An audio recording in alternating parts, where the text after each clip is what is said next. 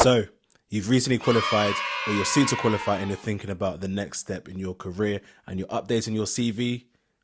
Do not include these 4 things as you do so. What is going on, guys? If you're new here, I'm Darren Spain, a former PwC and BDO auditor, so former ACA student myself, turned recruiter, and now the founder of 17 Partners, a recruitment agency specializing in helping ACA-qualified accountants transition and make them move out of practice and into industry. I'm also the host of the Out of Practice podcast, in which I sit down with senior ACA professionals to get their stories, but more importantly, provide you with tips and advice as to how you can make that move and transition smoothly out of practice. Now, as a recruiter, I've seen thousands of CVs, some great, some horrendous, but the ones that I classify as horrendous will typically have 1 or 2, 3, or if not all 4 of these things I'm about to tell you to either not include or delete from your CV if they're already on there.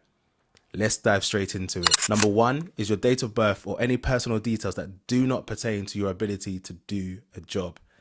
As a recruiter or even a hiring manager, we do not need to know when or where you were born, your parents' names, your kids' names, how many kids you've got, your marital status, the political party you support, any of that stuff, right? Now, these are all things that I have seen on CVs in the past. They do not need to be there and waste space. Really, your CV just needs to be about stuff that pertains to your ability to do a job. Okay, and none of that serves that purpose, so remove them from your CV. They're there already. Number 2 is your full address. Nobody is going to be turning up to your front door personally inviting you to the next round of an interview or to personally congratulate you on successfully passing all the stages and therefore receiving an offer. It's not going to happen, unfortunately. So full addresses do not need to be there. Now, don't get me wrong, I understand why they're included, okay, but you can achieve the same or if not a similar thing in a different way. So they're often included so that you can tell us how close or where you are in comparison to an opportunity, right? And I get it, but you don't need to go as personal and as detailed as your full address. You can just include, for the most part, the city in which you live in. So London, Birmingham, Manchester, wherever it may be.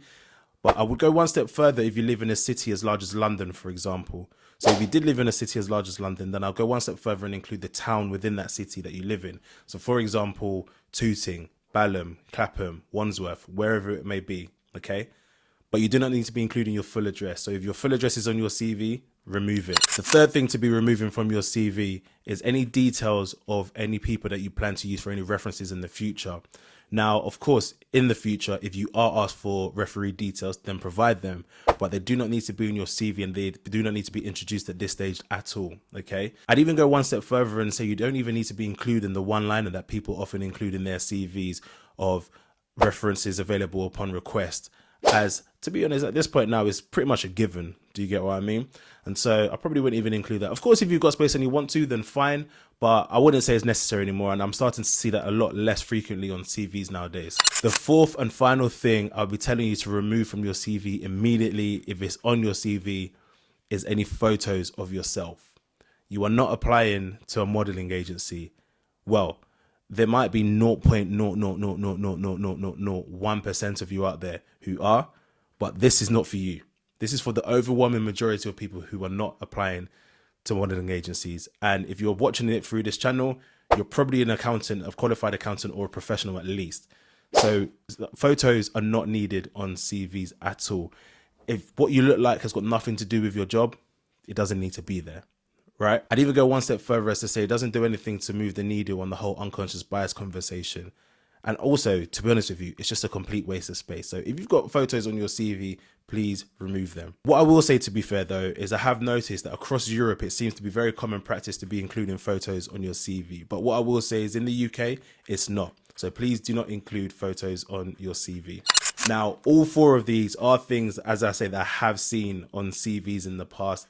They're a waste of space. They don't do anything to help your application and they don't do anything to speak to your ability to do a job, which is ultimately what your CV is for. It's to sell yourself in as succinct a way as possible.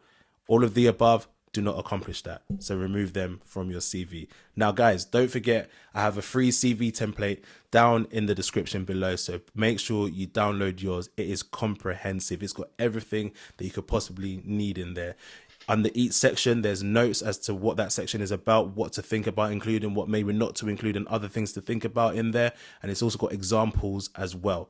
So make sure you download that. Guys, if you took value from this video, then please make sure you show me by smashing that like button and consider subscribing. On this channel, I'm all about helping soon to qualify and newly qualified ACA accountants find and secure their next opportunities and also transition smoothly out of practice and into industry. As I said at the start, I am also the host of the Out of Practice podcast, in which I sit down with senior ACA professionals to get their stories and help you in that transition. So if you haven't seen some of the episodes already, do make sure you go and check those out, as there's a lot of value in those episodes. And finally, if you are a newly qualified or soon to qualified chartered accountant thinking about your next move, then connect with me on LinkedIn, Darren Spain, drop me a message and let's schedule a call and see how I can help you.